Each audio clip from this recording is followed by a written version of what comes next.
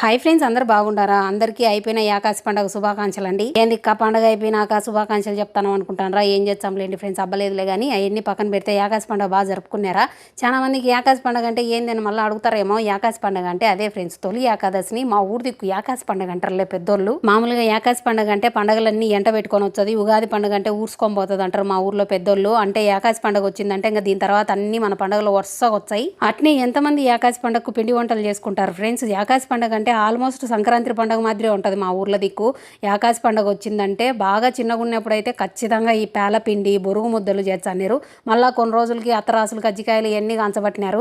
పేలాలతో బొరుగు ముద్దలు అట్నే పేలపిండి ఎంతమంది తింటున్నారు ఈ కాలంలో? కమెంట్ బాక్స్లో అంతా కమెంట్ చేసి చెప్పండి. పేలపిండి ఎంత కమ్మగా ఉంటుందో ఈ రోజుల్లో చాలా మంది మర్చిపోతున్నారు దీని గురించే. పేలపిండి అంటే బల్లో పెట్టే పాలపిండి అనుకుంటారు. పాలపిండి వేరే, పేలపిండి వేరే ఫ్రెండ్స్. ఈ పేలపిండి ఎంతమందికి తెలుసు, ఎంతమంది తిన్నారో కమెంట్ బాక్స్లో కమెంట్ చేయండి ఫ్రెండ్స్. సర్లేండి ఫ్రెండ్స్, ఉంటాం. మళ్ళీ బాయ్.